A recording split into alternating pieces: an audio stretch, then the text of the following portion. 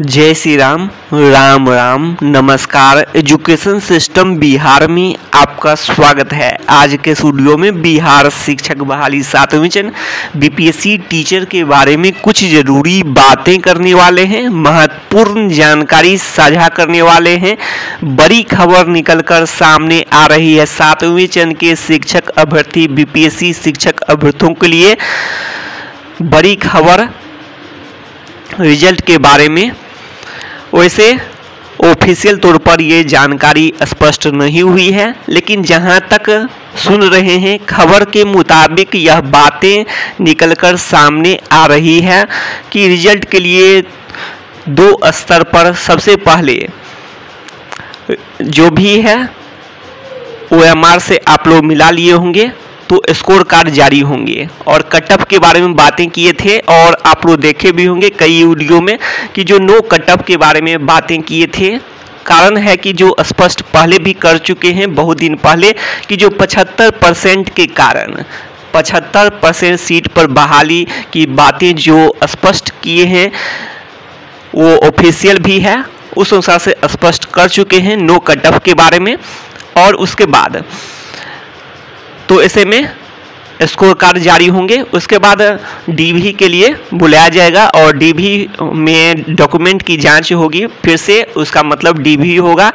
तो ऐसे में डीवी जो होगा डॉक्यूमेंट वेरिफिकेशन, तो डॉक्यूमेंट की जांच सघनता से हो। इसके साथ साथ जो भी क्वालिफिकेशन का मामला है कंप्यूटर साइंस विषय में और इसके अलावा सोशल साइंस विषय में, तो इसको भी रखा जाए और जिससे पहले की तरह जो डीवी जो नाम मात्र का डीवी एक तरह से कहा जाए बिना मतलब का टाइम पास, उससे अच्छा थोड़ा समय लेकर डीवी करा देते तो ज़्यादा बेहतर होता। तो ये भी बातें हैं, लेकिन उस टाइप का डीवी ना हो जो टाइम पास की तरह एक तरह से कहा जाए तो, और क्वालिफिकेशन को देखे जाए और बाकी जो भी डिटेल हैं सभी क्वालिफिकेशन के अलावा जो 2019 से पहले का होना चाहिए क्वालिफिकेशन, 2019 के बाद का नहीं होना चाहिए, और स्टेट 2019 सर्टिफिकेट होना चाहिए, फिर जो भी स्टेट 2011 का सर्टिफिकेट, ये सब देखे जाएं।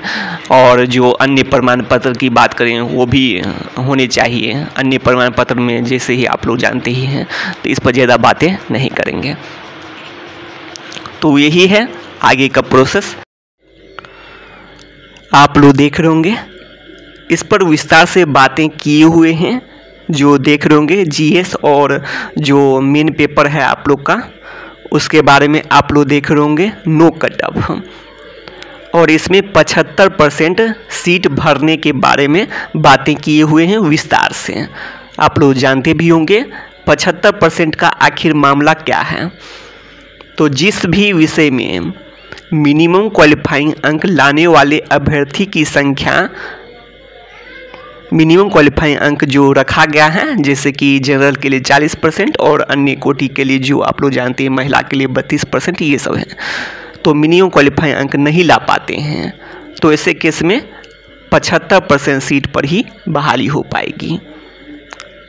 तो 75% सीट भरने के लिए क्या किया जाएगा, मिनिमम क्वालिफाइंग अंक से नीचे चला जाएगा। तो फिजिक्स में मान कर चलते हैं कि जो मिनिमम क्वालिफाइंग अंक लाने वाले अभ्यर्थी बिल्कुल ही नहीं के बराबर हैं, तो 75% सीट भरने के लिए मिनिमम क्वालिफाइंग अंक से नीचे पहुंच जाएंगे और जहां तक जो कैंडिडेट हैं उसको ले लिया जाएगा। फिजिक्स में वही बातें ही होगी और भरने का प्रयास किया जाएगा। तो वही बातें हैं जिस तरह से बताने का प्रयास किए हैं। आप लोग समझ रहे होंगे कि जो फिजिक्स एक विषय है जिसमें मानते हैं कि जो क्वालिफाइंग अंक बहुत ही कम अभ्यर्थी ले पाते हैं। क्वालिफाइंग अंक जो रखा गया है, जैसे जनरल के लिए 48 है तो 48 है, और महिला के लिए मान के चलते हैं 38-39 है, तो ये सब 39 करीब में है, तो ये सब नहीं ले पाते हैं। तब क्या होगा, तब यही होगा कि जो उसको मिनिमम क्वालिफाइंग अंक से नीचे जाना पड़ेगा। नीचे जाकर जहां 75% सीटें भर जाता है वहां रुक जाना है। तो इसका मतलब यही बना, आप समझ गए होंगे आप लोग। अब आगे देख लेते हैं। और इसके लिए कुछ अभ्यर्थी की ये भी मांग है कि जो 100% सीटें पर बहाली हो, तो देखना होगा आगे। तो जो भी हो अच्छा ही होगा। अब आगे देख लेते हैं तो 100% सीट पर। तो आप लोग का क्या विचार है? 100% सीटों पर बहाली होनी चाहिए। स्टेट 19 अभ्यर्थी 4 साल से लगातार इंतजार कर रहे हैं, तो ऐसे में क्या 100% सीटों पर बहाली होनी चाहिए? तो आप लोग को कमेंट करके जवाब देने होंगे।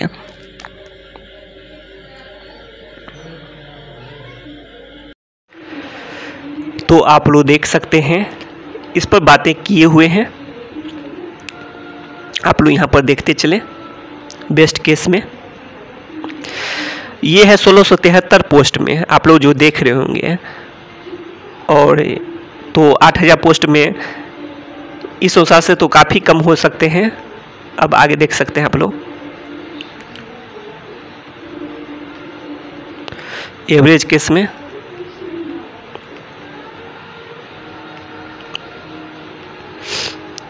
सभी कारण पर बातें किए हुए हैं,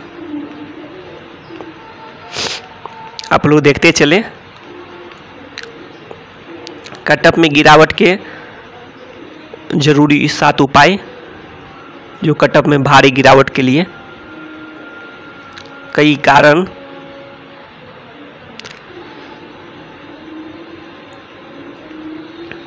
सभी जानकारी पर बातें किए हुए हैं। ये है क्वालिफिकेशन का मामला, नो क्वालिफिकेशन स्पष्ट कर चुके हैं।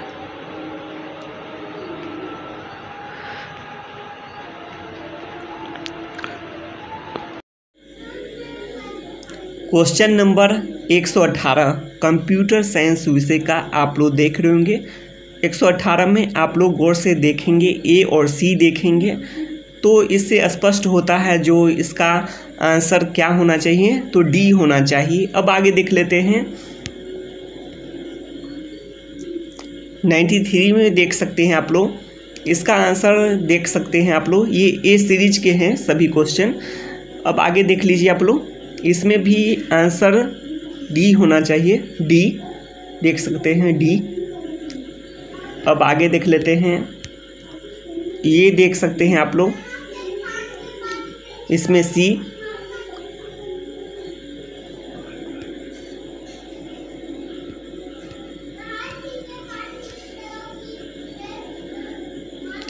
तो ये सभी पर बातें किए हुए हैं पिछले वीडियो में, आप लोग विस्तार से देख सकते हैं। उससे भी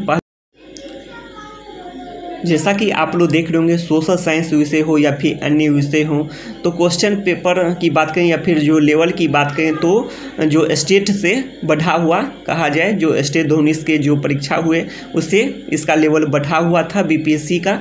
तो इसको देखते हुए, और इसमें डी और ई ऑप्शन थे, और इसको देखते हुए, तो ये सबको देखते हुए जो स्टेट का जो मार्क्स परसेंटेज है उससे 15% कम से कम मानकर चल सकते हैं। और जो उस समय में OMR भी नहीं जारी हुए थे। और आप लोग जो देख रहे होंगे ये सभी जानकारी जो नीचे दिया गया है, जो रैंक के बारे में जो बातें किए हैं 1156 अभ्यर्थी के सर्वे में, तो ये सब जानकारी तो उस समय का था जब OMR नहीं जारी हुआ था। और जो 4-5 अंक बढ़ाकर भी देते हैं कुछ अभ्यर्थी, ऐसे भी होते हैं। तो इसको देखते हुए आप लोग खुद भी कमेंट कर सकते हैं कि जो आपके अनुसार सोशल साइंस विषय में कितना कटअप जा सकता है। और ज़्यादा उम्मीद है कि जो कटअप में गिरावट के संकेत दिखाई दे सकते हैं, सभी विषय में दे सकते हैं। तो शिक्षा संबंधी तमाम जानकारी के लिए सब्सक्राइब करें एजुकेशन सिस्टम बिहार।